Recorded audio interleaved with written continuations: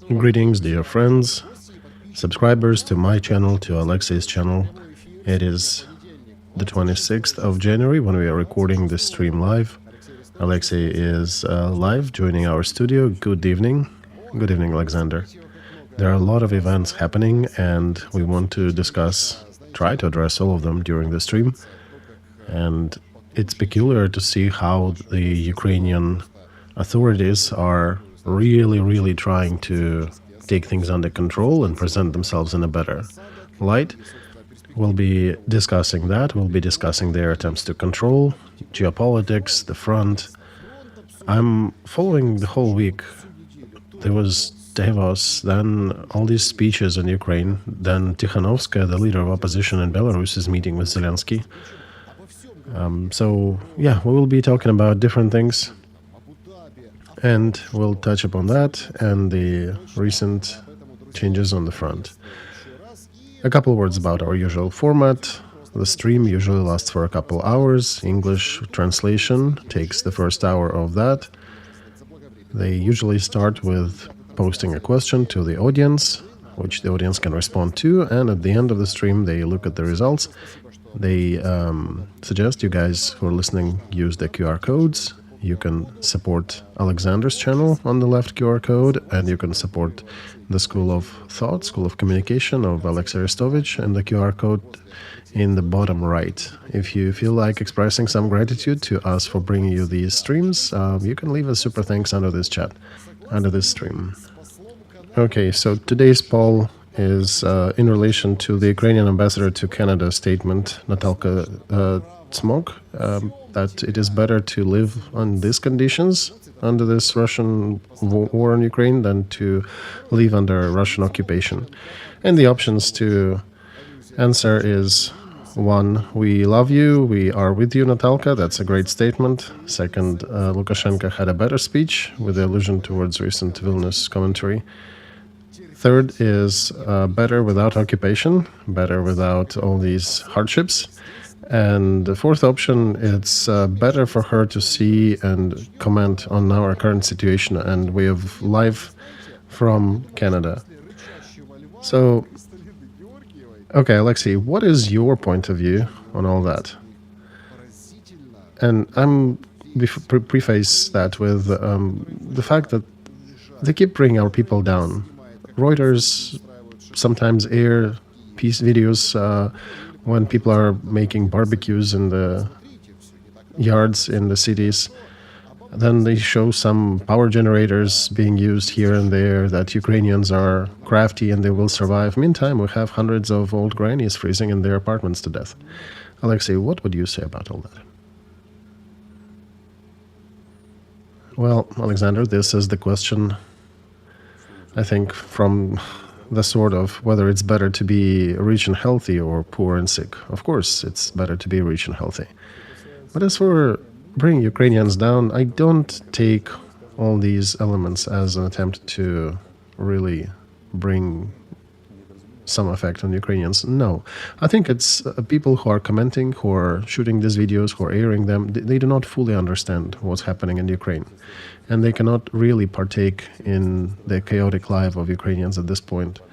Our signals from Ukraine are also chaotic, for a simple reason that what is happening is not really tightly fitting into the legend that is being propagated throughout the planet. What the legend says, that we are killing Russians in droves, all the attackers, all the invaders, we're destroying them, and they in return blow up and destroy our civil infrastructure, hospitals, birthing wards, and the like.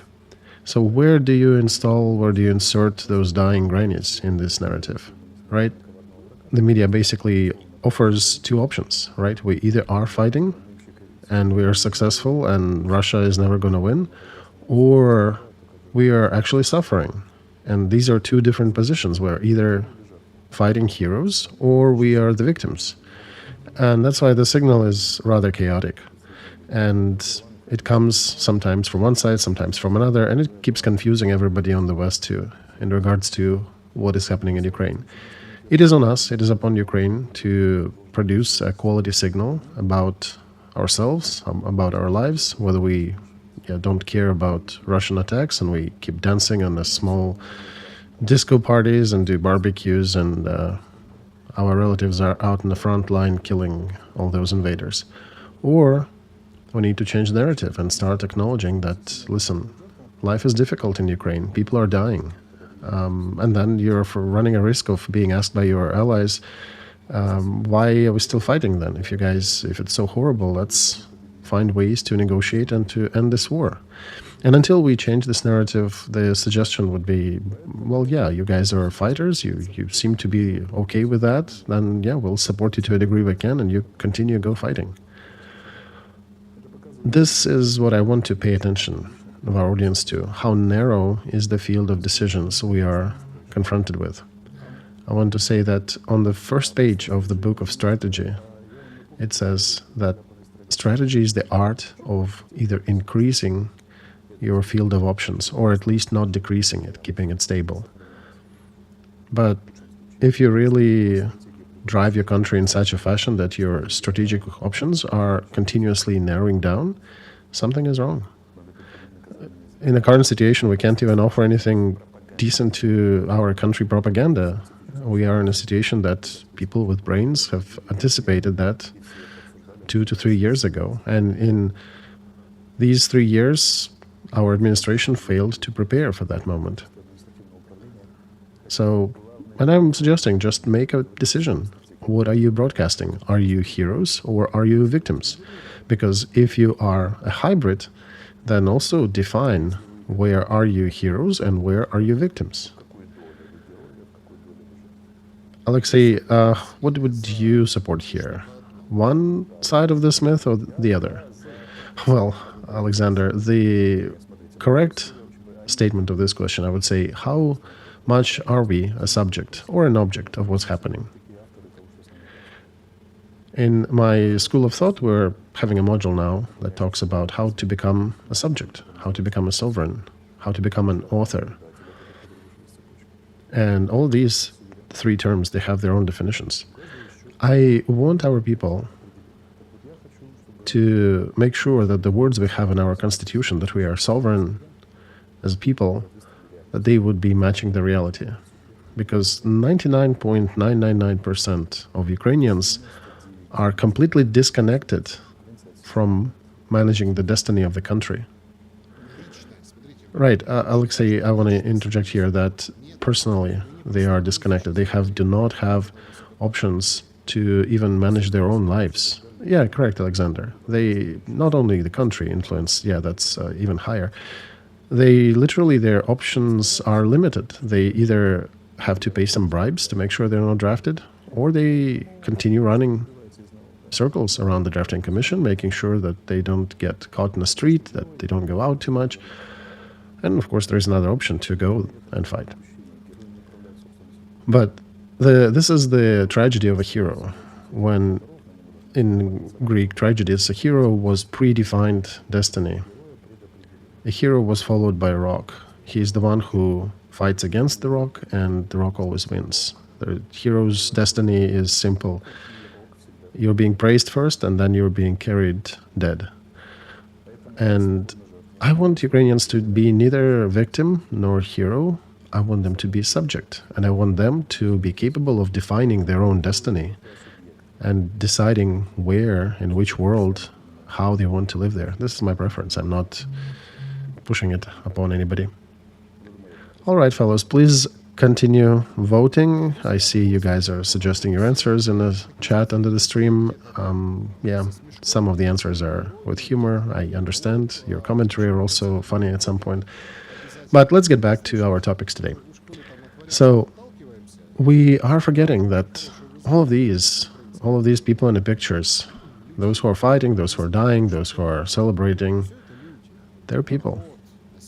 Right, Alexander. Those grannies who are dying in the apartments on the 7th or 10th floor, many of them can't even go downstairs or go back up if they go down, because the electricity is out, elevators don't work. Right. The tragedies sometimes seep into the picture on the TV, like when the crumbled building is being cleaned up and there is a young mom with two 2-year-olds who are trying to climb on the rubble.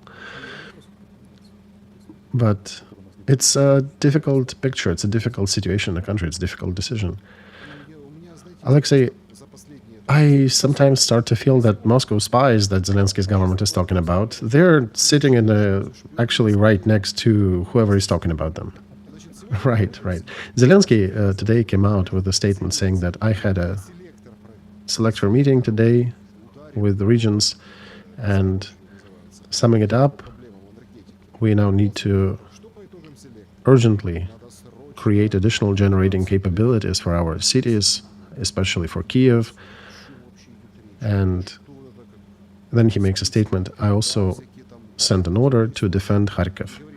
Right before we started the stream today, just a couple hours ago, there were drones and other attacks on Kharkiv, and electricity went out. And people are reporting that they have no electricity, no school, of course, nothing they can do in the home. Kryvyi Rog also got some energy stations hit, and there are more blackouts there. So it appears that Zelensky, with all his huffing and puffing on the TV, failed to protect those townships that he aspired to.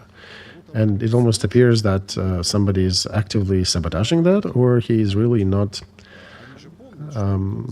doesn't have enough power. Well, Alexander, do you think Kharkiv may be too small of a target for him? Maybe he needs to send an order about the spring, that it needs to start happening soon, right? That's about his caliber. Make a spring come sooner.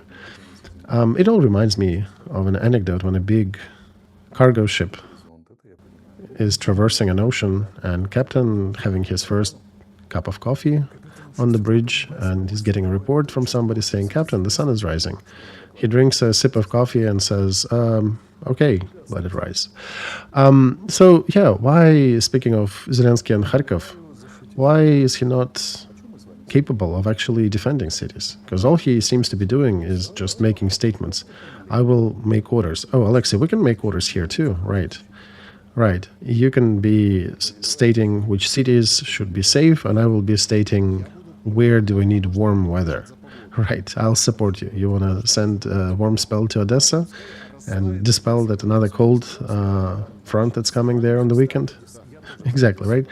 We don't have chancellery, we don't have media to publish our orders, but it's important to make a statement. I think we're approaching what Zelensky is doing, right? This is just horrible, what happened today. So today he was gathering his military, his drone operators, headers, and the most resultative. There's like Achilles, Oleg Lishko, some other people are getting awards from the president.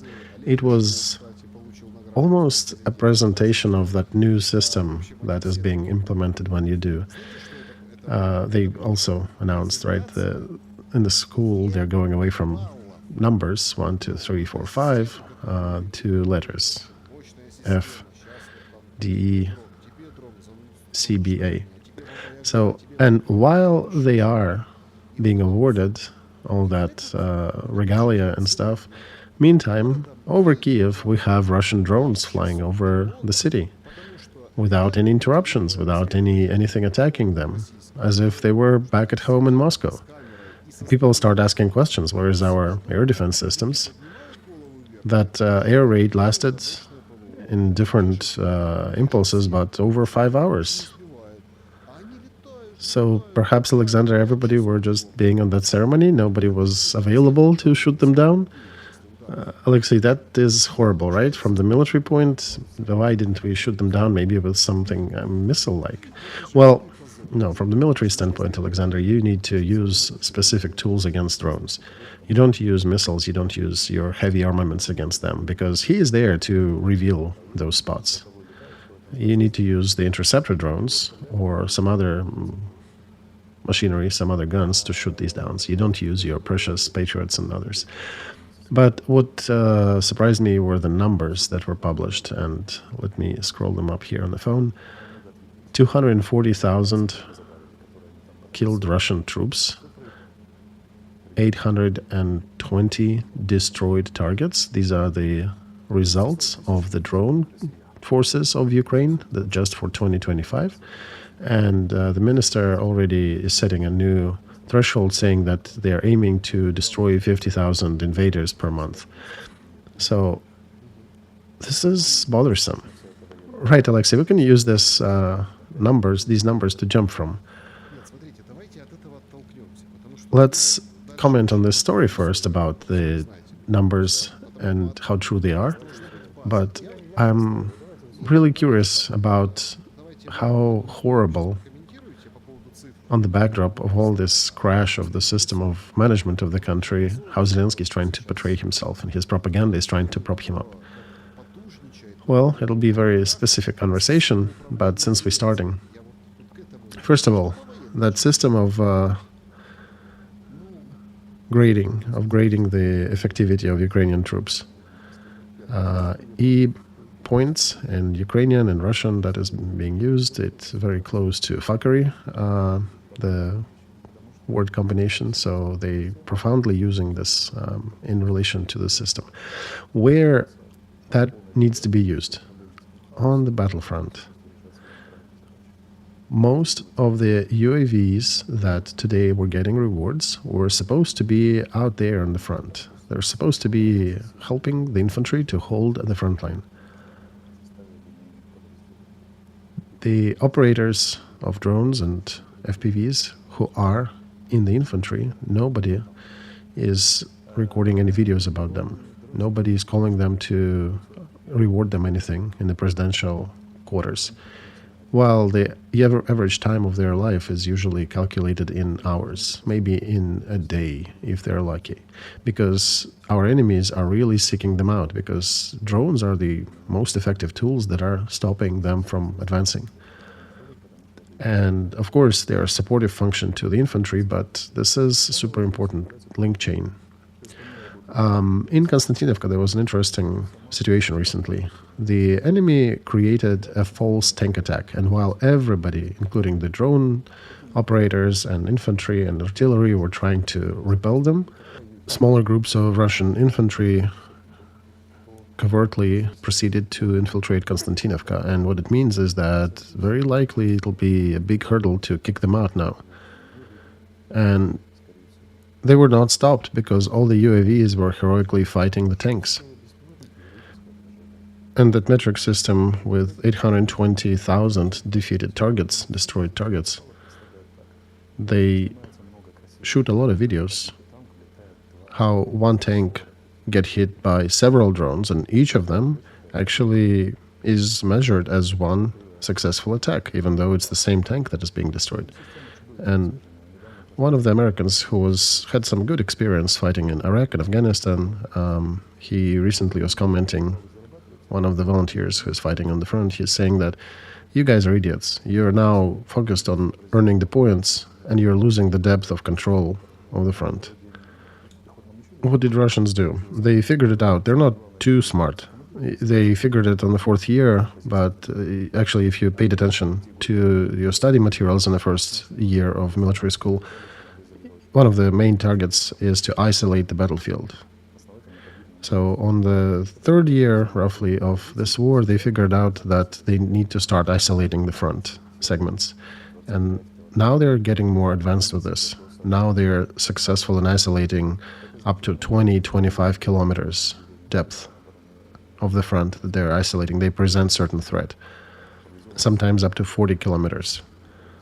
That means that a lot of supply routes, a lot of support options are paralyzed on the Ukrainian side, because 40 kilometers, and that's the max figure, is actually a core depth. That's a significant blockade.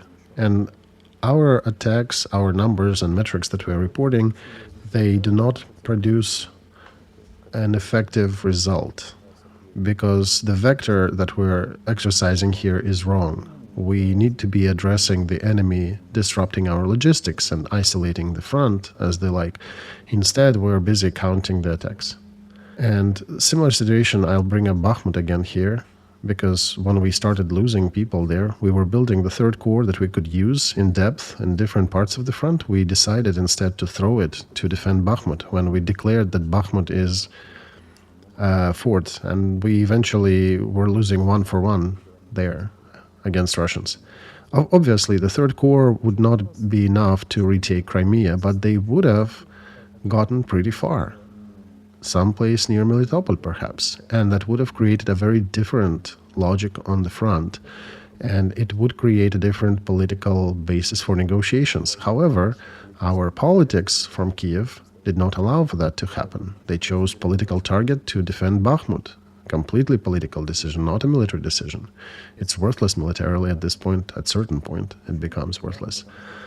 So all these points and effectivity that are now being tracked is because there is a lot of stealing happening around the drone industry. People are making millions in dollars and euros. For every government trench to purchase another wholesale bulk of drones, somebody is getting his million. And people on the front already, the commanders on the front, that American fellow and the others, they are already saying that the vector of effort with the drone systems, UAV systems, is strategically wrong and will pay a dear price for that. Because, yeah, you can report that you destroyed thousands of targets and shake presidential hand. And in reality, they are destroying a lot of targets. That's true, don't get me wrong. But you need to pick the right targets. What does Russian side do? They first of all target our pilots of the drones. That's their prime target. And then they destroy the logistics. In battle, for those who don't know, there are targets that are important and dangerous. In the first class of fire, art, and effectivity, you're being taught that there are two types of targets: important, mission important, and dangerous. And you primarily attack the important targets.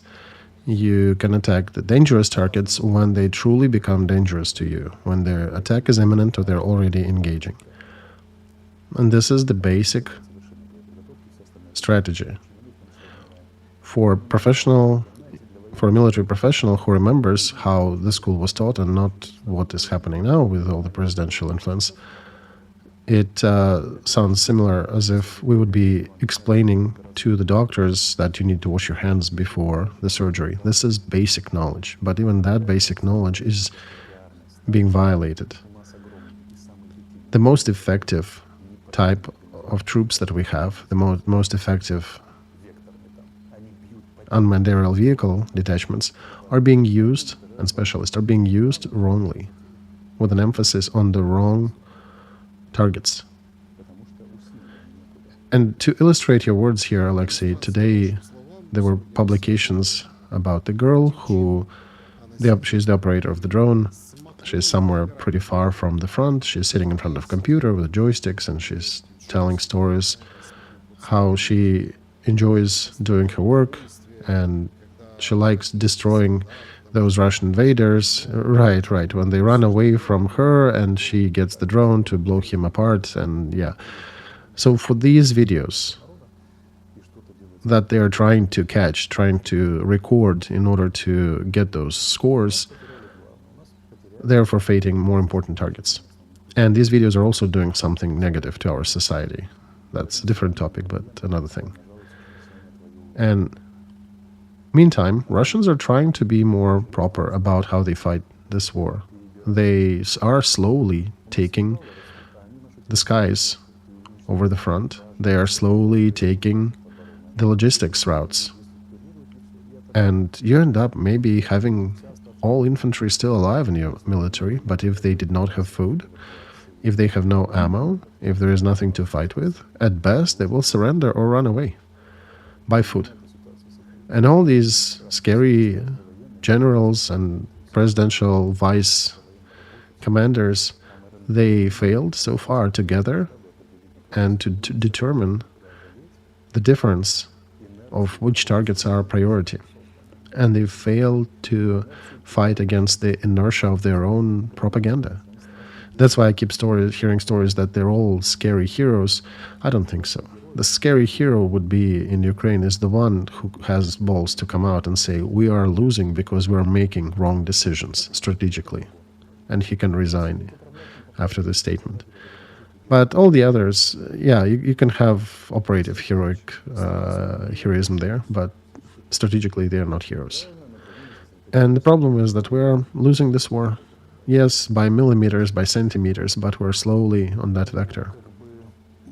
And it will continue unless we figure out how to change it. We also have a ton of trash happening on the front. For example, you have a brigade that's holding about 15 kilometers. They have their own UAV detachments working within their own forces.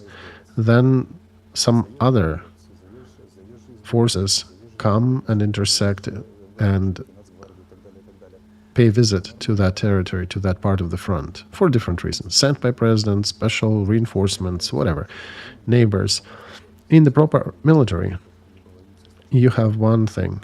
A soldier, regardless of what he's doing, he may be cleaning potatoes for food, he may be fighting in the trench, he may be taking a dump in the toilet. He always has one commander. In our situation here, we have a ton of people very often visiting the front. They're using very often the same frequencies that already fighting troops are using, creating additional mess, and very often using these UAVs against the same targets that are already being tracked or already being worked or not important, and there are more important targets. And the battalion commander in this group cannot do anything about these visitors. At best, they are somewhat friendly.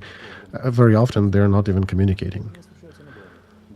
And then we get these rewards and presidential ceremonies, but if you do the real audit, if you really analyze the coefficient of utility, of usefulness, how we're using these drones, you will discover very interesting numbers that were nowhere near as it is being propped up. Alexey, remember he did talk about destroying the Soviet system and maybe switching to some Western-style KPIs. Okay, that's an old conversation, Alexander, but look at what Russians are doing. They're taking the better things from Soviet system and they're incorporating them in the new style. Unlike Russia, Ukraine in this regard seems to be taking the worst from the Soviet and using it somehow. And we are losing the classic military foundational knowledge. Our commanders somehow were learning, seems like they're learning how to communicate, how to relate with your neighbors from the movies. Like, seriously, let me sell some of the machine guns because we're running out of ammo. Where can we do it, right? It's interesting how we keep saying that we are running between two lights of being either a victim or a hero. I'd rather us being in a field of just being professional, that instead of this KPIs and scores, we would focus on the real classical knowledge and important targets. And don't go around hunting for things that just give you a KPI score but do nothing to change the way this war is fought. And there are a lot of problems that apparently all these heroes are failing to address. However heroic they are, they don't have enough brass to come up and address that out in the public or in front of the president. And if they do say something like that, they probably won't survive on their post, with all my due respect to Mikhail, the speaker for president. Alexey, speaking of that, today I think I got enlightenment. You know that Threads community, some sort of a Twitter alternative? Sternenko, a new advisor to Fedorov, throws out the post. What can you advise me? Because he is an advisor, right? So he's asking his subscribers, fellows who are talking to him, he is asking people what to advise so he can send this advice to Fedorov. To me, that appears like circus. Where's professionalism? Listen, some appointments are controversial, right? The fact that Flash was appointed to lead the UAV The UAV defense, UAV troops, that's great. He is the greatest specialist we have. But Sternenko appointment, that's probably another stone in the direction of we need people, or whatever, the presidential group needs people who will allow them to steal money over the UAVs and who will be talking about heroism and heroic fight. I talked about it before. Minister should not be making statements, especially when the negotiations are happening, that we, for example, how he stated, need to be targeting 50,000 KIA's Russians on the front every month. This does not help the negotiation process. You just do it differently. Don't do it like this. Oh yeah, Alexey, this is like our president coming out saying that people are important, cultures are important, and then says, no, Russia is orcs. And we won't give Donbass or anything else to Russia. Meantime, Russia sets Donbass as the key element for negotiations, saying that, okay, make sure you withdraw from Donbass, and then it's a good start for us to negotiate. All right, Alexander, let's talk about the politics now. Politics is a tool that is capable to, in the ideal world, should be capable to define what the problem is and show the ways this problem can be solved. The way it is presented here in Ukraine is that Russia wants to capture the whole Ukraine, which is false. It works as a propaganda, right? But the main thing about propaganda is not to fall for your own propaganda. Second, what is the solution that is being offered by our president? And according to Konstantinovka and the Secretary of Committee of National Security, National Safety, the only way to resolve this problem is for everybody to mobilize and to go to the front. This is one of those cases when they believed in their own propaganda. And sadly, politicians of that caliber falling for their own props. So perhaps they should be picking different people for these positions, because it's difficult to expect smart decisions from those who we have now there. What is the real problem? The problem, if you want to formulate it right now, would probably sound like this. Are Ukrainians ready to make their main cities, the million-plus size cities, unlivable in exchange for continuous fight for Donetsk district? And the main push in that presidential administration is saying, let's just a little more and there'll be spring. Okay, there will be spring. What if Russia will start destroying sewage systems then? And then you don't have these big cities again. They're not functioning without sewer systems, right? And I'm not suggesting the right answer here. Maybe it is worth it, right? But one needs to put the real question. But what are we hearing from Abu Dhabi? Anything but the Donbass. Donbass is not even a discussion. And the funny way how it comes out, they already come out and say that, yeah, we had dinner, we agreed how we will cooperate after the war, but they're still failing to put the question. Maybe a referendum in front of people and saying, hey, does it make sense for us to lose the livability of these cities that we still have versus the remnants of Donbass district? Right, why should we even ask people, Alexei? They are only on paper the source of power. Right, the whole country, Alexander, doesn't know the opinion of people. People are there, they are the source of power, technically.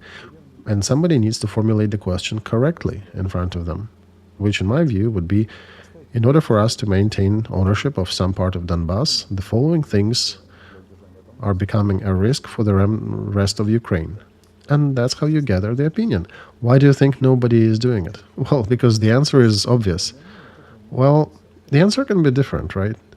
I would not even say it is obvious because, even if the president is somewhat popular, we don't have official data. Don't you think that the group of presidential advisors are keeping 26 million hostage? No, I don't think so, Alexei. You know why? Because today Zelenskyy published this photo and some other pictures from the meeting of the delegation that came back from Abu Dhabi. And I'm not pretending to have some extrasensory abilities. We can talk about Yulia Tymoshenko and recent things there later. But look at this picture. They all had enough food, right? They look well stuffed. They had good meetings, apparently. They're ready to meet more. And Zelenskyy is telling them something so dire that they're all sitting with very sad faces. What, Alexander? I cannot see the picture. They're not happy. Yeah, no, they're completely sad. Kislitsa, which is Ukrainian for sour, completely matches, the face matches the meaning. Budanov turned on his Intel face, where you cannot see through anything, just stonewalled. Bess is looking with horrified eyes at Zelensky, and you can read somewhere behind the eyes the thought of, oh, holy crap, what am I doing here? I wanted to live a life. What's going on? Arachamia is not happy, and the others. And Zelensky is supposedly telling them something that likely goes completely against this visit, against their results. So I don't know if they are holding hostages. I think Zelensky is holding them hostages. Well, Alexander, why do they allow him to hold themselves hostage? He's just one. And there are, on this picture, there are way more of them than him. I'll go back again to that wonderful Soviet Times movie, 17 Moments of Spring, where Führer is making a speech in a bunker in the last year of war. And the speech is basically that it is completely unthinkable that the union between the Bolsheviks and the capitalists and Britain and the United States, and I think our main advantage is being capable to destroy this unity, this union, and we will destroy them, we'll rip them apart, and then we'll find new allies and we'll destroy those Bolsheviks separately. And the camera shows the faces of generals listening to him, who understand that depth of thought is completely incongruent to reality. They already know where it goes, and they're solving on their faces the delta between the statement or the order from the leader to the real situation on the negotiations. And you can see the same in the faces of our delegation apparently too. And day by day this task becomes more and more difficult, because in the dreams of our president we are already taking Vladivostok, while reality is very, very different. Therefore, the situation itself, when political vector has to be formulated without the participation of the main source of power, which is mentioned in Constitution that it is our people, one would need to bring up the questions. Doesn't mean that the people would have to make this decision without a president, but it would make total sense to communicate with people, to explain, to bring these questions up, to explain what are we fighting for, what will likely will pay for that. And instead, we have some governmental hill upon approaching which you will be targeted and likely either executed, jailed, or thrown out. And it appears that the main task of the leading group in power in Ukraine is to make sure that the opinion of people, of their source of power, would remain unknown. If you think that you can operate without considering the people's opinion, then it should be put on the banners. Our people are dumb, we are making decisions for them. And it can be done in different ways. You can sing songs about the victims and heroes, right? Or you can present data and say, listen, we understand that this is your opinion, but this is the metrics, this is the actual data. And trust us, we know how bad things are or how they are in some cases. We cannot tell you everything, but ballpark, these are the questions, these are the risks, and this is possible solutions that we can take. What do you think? And this is how you address this. This is how you find the buy-in from your people. This is how you can get more creative input from people who might suggest more interesting solutions. For example, Americans could have, and that's a theoretical situation, given us the data that Russia will be economically collapsing on the 1st of May. And we can then, in report to that, an adequate government would say, okay, in this regard, this is our plan. If it fails as predicted, then we just need to hold to this time, and then this is our plan after. If it doesn't, we have a plan B. Right? Meantime, try to hold on. Let's figure out how can we make sure that we lose less people, that you guys survive and live somewhat acceptable till that date. right? You can include at the beginning of war, like people did. They were visiting helping your neighbors, checking on them, doing welfare checks on the old grannies. This dialogue doesn't even exist in the media sphere. We have evening propaganda coming about us being heroes. We're destroying Russians, destroying Muscovites, destroying Putin's troops. And then, oops, all of a sudden, Russian artillery is already attacking Zaporozhye. Are they that close already? How come? And we completely fail in a strategic communication with people. As a country, we completely do not do that. We fail repeatedly to do that. As presidential communications, they should be simple. You need to basically set the right point, saying we are in point A, we are moving to that point B, and this is the cost, this is how we're gonna get there. And when you send some group to Abu Dhabi and then you hypnotize them and create your own opinions and then make things of a secret and do not even release what was discussed about, strategic disinformation may be important sometimes. Putin was doing that regularly, but it cannot be the only continuous information policy in the country. You need real comms too. Because right now people are being held for idiots and then not letting them even to explain their opinion. You're talking about strategic communication here, Alexey. So today I looked at that strategic communicator who was removed because of scandal. Kyrylo Tymoshenko, during COVID times, he was moved out and now he's coming back. And this is apparently what he is doing in Ministry of Defense. I'm shocked. We continue suffer strikes from Russia. We're already building the tent cities near the places where people are losing electricity, where they cannot live in multi-story buildings.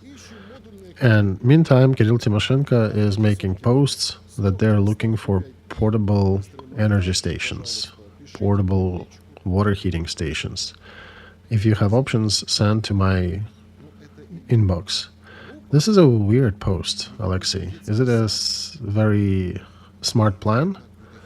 No, Alexander, it's worse. It's the real way how they run the government. Through Twitter, reposts and all that? Yeah, exactly. This is their effective instruments. That's all they know. So then what can we say about that system that is looking for 500 kilowatts heating systems in the social media? Oh yeah, that's the system I was talking about for the last couple of years and getting so much flack. Because I'm underlining exactly these things. We're failing to solve the fundamental task of why are we gathering into one country. We, I think, need to be gathering into one country, not to be sent somewhere to Poland or Siberia for forced labor, or Austro-Hungary would not take our territory. I think people need to define the goal, why they are gathering together as a country, and formulate it. What is a problem? What is a solution? How we'll get from point A to point B? This is what power should be doing. We have a corrupt logic of why we are a country. I think our basic justice is disrupted in this country. People are continuously called upon to mobilize to fight hunger, to fight cold, to fight the enemies, while elites are not partaking. In Israel, the kids of ministers are fighting together with some pizza delivery family child. They could be in one tank, you can find the son of some millionaire and a shoemaker. And everybody understands that elites are partaking in the destiny of people. This is the best motivation. In our case, we have a system of bribery and a system of non-participation, a privilege system. And the best illustration is the communication in the office of the president when Zelenskyy is supposedly taking pictures himself with the lights out, while the members of his administration are sitting normally with pictures.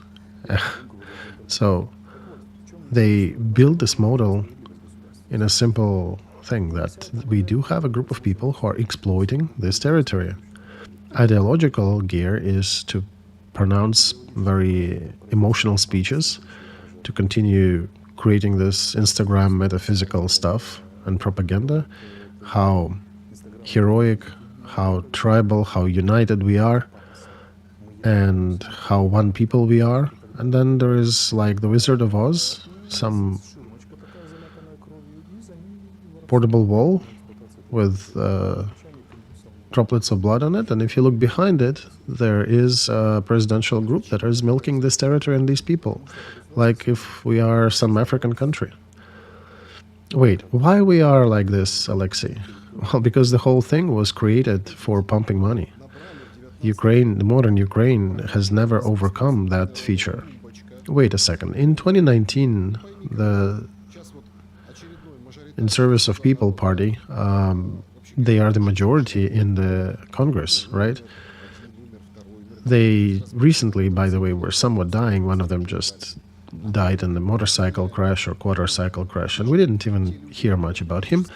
But Lvov now has issues because they have, and this party has issues, they have exactly 226 for majority. If one other of them dies, they will need to start coalitions. They'll need to start changing things. They will lose the majority in the Congress, but that's a political nuance. So we have selected them all. We have elected the photographers, salespeople, some girls who are selling something online or training people how to kiss your partner right, the guys who are playing some comedy club. So we gathered the whole hodgepodge Congress of these people, and they cannot exploit the people, I think. Oh, Alexander, they can. The system is being defined by the fact that there is a system of rules present and a system of shadowy institutions or shadow processes that exist in it that don't care about personalities. And personalities that get there, they are forced to play by the rules of that system. And if they don't, they're getting expelled by force. And I brought this example before. Ukraine is a very poor cow that is about to die soon, and yet there is a huge vampire on its side just sucking all the juices. The temperature is falling down. UAVs are attacking this poor cow. It is on the brink of death, but the vampire is not releasing. And we recently saw that in the media there were some investigative journalists coming out saying that while Zelenskyy was trying to figure out what was violated in the energy systems, those fellows who were under fire managed to steal 2 more million. So that system is alive and well, and they're converting the money they get into gold and other assets somewhere outside Ukraine. One can even say that the government system that we've been talking about, it doesn't exist. Ukraine doesn't exist as a country. It is a mirror, a see-through mirror that is called Ukraine, but behind it, hiding behind the anthem and the flags and symbolism, there is a small group of elites that is actively exploiting the population and territory while selling all this patriotic slob to people. This is the real Ukraine, if we're talking about the contour of management. Because there is another Ukraine, of course. If you talk about people, there is Ukraine of kind-hearted, amazing people who support each other, who help each other in difficult times. So there is that other amazing Ukraine. But on the level, on the contour of management, you find a small group of colonizers who are riding their expensive vehicles among the usual people, and they're exploiting everybody around and calling upon them to die for that system. On the human level, Ukraine is one of the best countries I know. I love our people. They're amazing. But these wonderful people are being exploited by the management class. And they're being ignored continuously. Their opinion is not being asked ever. One of the main things, the opinion of people is never almost asked. Alexey, one more thing. I think I'll agree with you about dummification or idiocracy here. I have an example from some more media. Mr. Klimenko, the head of anti-corruption prosecutor's office, made a statement that before Russian invasion, there were situations when the shadowy payments to congressmen were up to 20,000. In the first half of the invasion, these payments disappeared, but then they revived again, and the congressmen were getting 1 to 2,000 for voices, and now the payments grew up to 5,000 per vote, and sometimes they could be penalized for a wrong vote, and then this shadowy salary would go down to 3,000. So these are solid statements made by anti-corruption lead. So, speaking of that Congress, we are used to calling them congressmen and system. Congressman in this fashion stops being a representative of his people or her people, right? Yes, under Zelensky, the system collapsed down to personal circle. Those 5 or 6 effective managers, that was not a fairy tale. That's exactly how the country was run. Yes, the war requires some separation into black and white, more harsher decisions. One can do these decisions, can make these decisions smarter without breaking the system. And by the way, Tymoshenko recently explained to us how it works, yes, in her well-known statement. It is a very simple story. And all these faces of Zelensky and people in front of him at this meeting, they're just indicators. And we have to refresh some basic knowledge to the people who are watching us that, hey, this is not how this country is supposed to work, but our country also works like this. Without this element, it's very easy to misunderstand how we have 820 destroyed targets on the Russian front and we lost our townships. Or Russian army on the front is about 700,000. If they're saying that they destroyed 820, they destroyed everybody in Russian army once and then additionally 120,000 somewhere. So you would want to think, if you know some math, if you're fighting an enemy worth of 701,000 troops, and yet you're declaring that you destroyed 820,000, you killed all of them and 120,000 were killed twice, right? Oh, that's the KPI. That's a very effective KPI. Okay, fantastic. Why are we retreating? Why are we losing territories if you are destroying the enemy so effectively? And I know, Mikhail, tomorrow you will see that piece of stream. But, and I do feel for you on a human level, despite all the nuance of that system. I hope you win, and I do hope Ukraine to win in this war, and I don't want your remainder on term on this position to be unsuccessful. I want you all success. Just reach out to me. I'll help you formulate. So we don't look at 820 destroyed targets when you're fighting 700,000 targets. How can you report that? Just on this level. All right, another important moment here, I think, Alexey, as illustration, and we can talk about Tymoshenko and their inner works of our parliament. I want to pay attention to the key element of what you said, and then we move to the next one. The key point is that we have something to compare with in the head of our somewhat educated population, the ones who are watching us, those who still remember 17 Moments of Spring movies and some art and books and history, right? 2 revolutions. We had a colossal change. What you are describing now is a revolutionary situation. It's a classic, oh yeah, the one where the tops cannot and the bottoms do not want to. Yeah.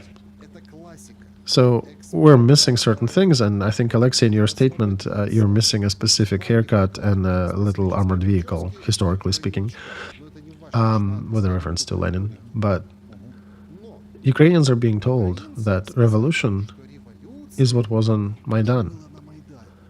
Situations were very different, and the way practice shows us were very opposite to each other, and one does not meet the other easily. And the word revolution has been so attacked by many ways. First, it was attacked after decommunization, and then it was perverted more through Maidan. and the change of attitudes to those events. So when you are making a very clear diagnosis to our society in a revolutionary situation, can people create a revolution without understanding that it is a revolution? No, Alexander. The experience, maybe 100 years ago, they didn't know about that, but revolutions always happen on the same condition, that part of elites do not agree with the current social structure. Not until the elites are uprising, the revolution can be successful. It's a fairy tale saying that it's only people who are doing it. If you compare the Bolsheviks and their October Revolution, or how they called it, Great Socialist Revolution, they created the system that managed to win the civil war and Entente intervention against 14 countries. Then they conduct industrialization in the USSR. Then they somehow managed to win the Second World War. They conduct another industrialization. They managed to take a win in the space race. They build nuclear weapons. They build new technologies. What's happening with Ukraine? Ukrainian population increases. The wealth of people is increasing. Yes, there are stories about many people who were assassinated by the Bolsheviks during the revolutionary years, yes, but as a result, several decades later, more people were living much wealthier in Ukraine at the end of the USSR. Now, what are we doing after the recent two revolutions? Our population is decreasing. We are losing territory. We're losing people. We're losing economy. If it is a revolution, okay, then maybe we need a different revolution. Using the words of the famous movie character, we need a different revolution. This one is not for us. And I only appeal here to our citizens to understand what is happening. My concern is with people's clear understanding of what's happening. This is what I'm fighting for at the communication courses that I teach at school. Because in order to understand what's happening, you need to see the bigger picture. You need to see strategic points of that picture. I think that's important. All right, that important moment I want to address today. The Telegraph makes a publication rather interesting in my view. The plans to turn Europe into a new superpower. Here we see France supposedly coming out and saying that they're absolutely against Ukraine purchasing British Storm Shadows because EU, together, giving Ukraine those 90 billion.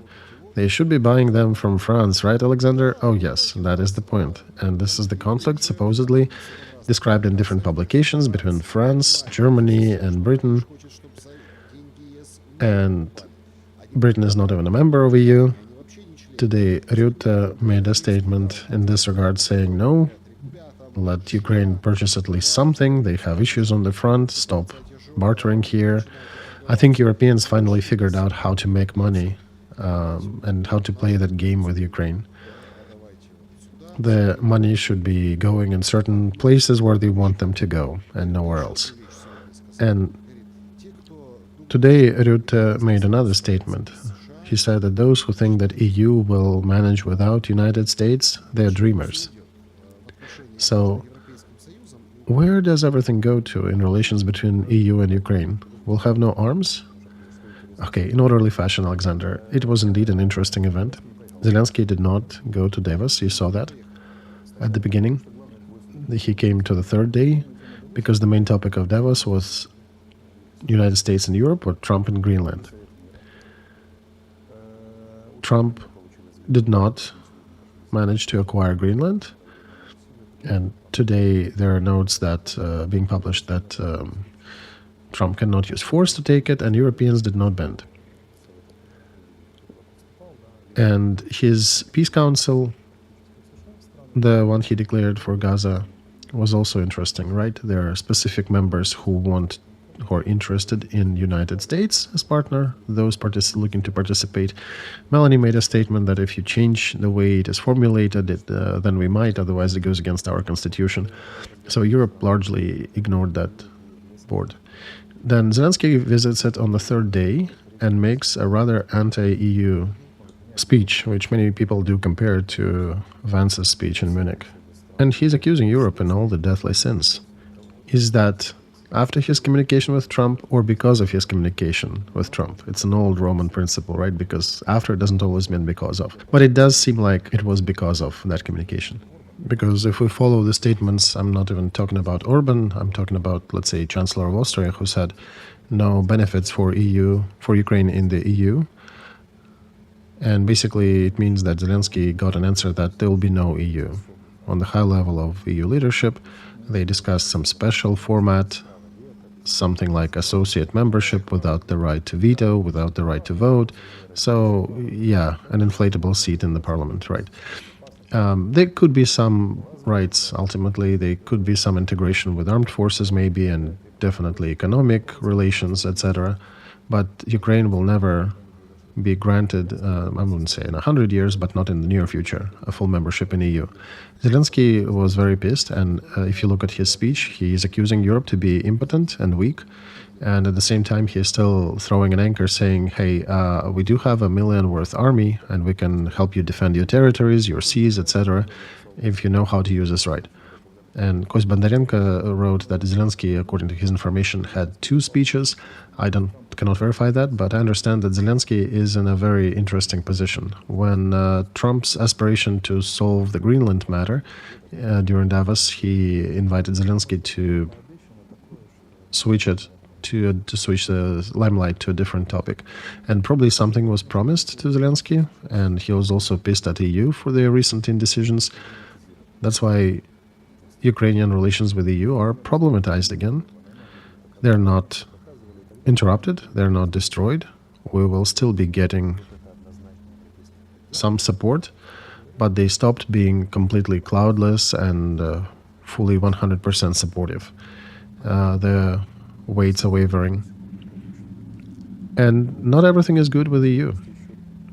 But since our leadership, I'm quite sure they'll succeed in selling everybody 5 times over and purchasing them back, and will change their dresses and songs several times. At the moment, yes, we have some issues with the EU. And if EU is facing being solely responsible for Ukrainian security, I'll tell you how European authorities treat that. They are almost as if when you're treating cancer, right? You don't want to, but you kind of have to do this chemo, and you have to pay for that. So begrudgingly, they are somehow supporting Ukraine. And yes, they will continue providing some support, but they obviously want to at least have some bonuses on their territories. And when they see that the money that being given to Ukraine end up going somewhere else, that's when they raise these voices and saying, no, we are the ones supporting you, then we're telling you where to purchase the armaments. So this was why EU is barking back at Zelensky. End of the first hour.